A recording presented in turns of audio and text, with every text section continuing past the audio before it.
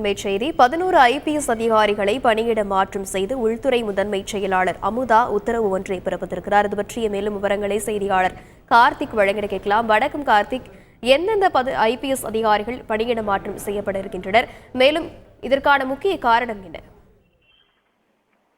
வணக்கம். தமிழ்நாட்டில் தற்போது 11 IPS அதிகாரிகள் பணியிட மாற்றம் செய்து முதன்மை செயலாளர் அமுதா அவர்கள் உத்தரவிட்டிருக்காங்க. அதன்படி பார்க்கும்போது கள்ளக்குறிச்சி மாவட்ட எஸ்பியாக சமாய் சிங் மீனா IPS அதிகாரியும், திண்டுக்கல் மாவட்ட எஸ்பியாக பிரதீப் நியமிக்கப்பட்டுள்ளார். அதே போன்று திண்டுக்கல் எஸ்பியாக இருந்த பாஸ்கரன் சென்னைக்கு கிழக்கு போக்குவரத்து துணை கமிஷனராக நியமனம் செய்யப்பட்டுள்ளார். அதே போன்று சிறைத்துறை கூடுதல் டிஜிபியாக மகேஸ்வர் தயாள் IPS நியமிக்கப்பட்டுள்ளார். அதே போன்று TNPL நிறுவன தலைமை ஊழல் கண்காணிப்பு அலுவலராக அமரேஷ் பூஜாரி நியமிக்கப்பட்டுள்ளார். மேலும் சென்னை கிழக்கு சட்டம் ஒழுங்கு போலீஸ் இணை கமிஷனராக தர்மராஜன், மேலும் மதுரை தெற்கு போலீஸ் துணை கமிஷனராக பாலாஜி நியமிக்கப்பட்டுள்ளார். மேலும் கூடுதல் டிஜிபியா கல்பன் நாயக் தமிழ்நாடு சீருடை பணியாளர் தேர்வு வாரிய உறுப்பினராக நியமனம் செய்யப்பட்டிருக்கிறார். அதே போன்று டான்ஜெட்கோ ஊழல் தடுப்பு ஐஜியாக பிரமோத் குமாரும், பெண்கள் குழந்தைகளுக்கு எதிரான குற்றப்பிரிவு ஐஜியாக தமிழ்ச்சந்திரன் நியமிக்கப்பட்டுள்ளார்.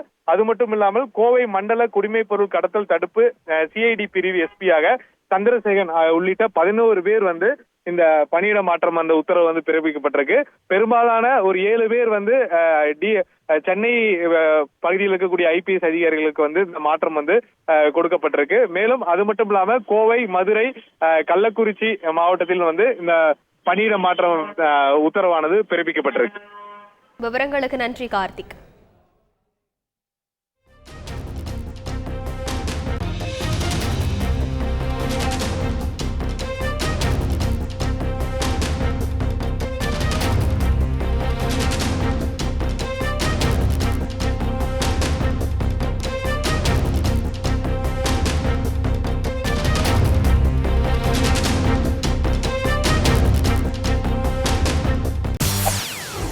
செய்திகளை உடனுக்குடன் தெரிந்து கொள்ள உடனே சப்ஸ்கிரைப் பண்ணுங்க.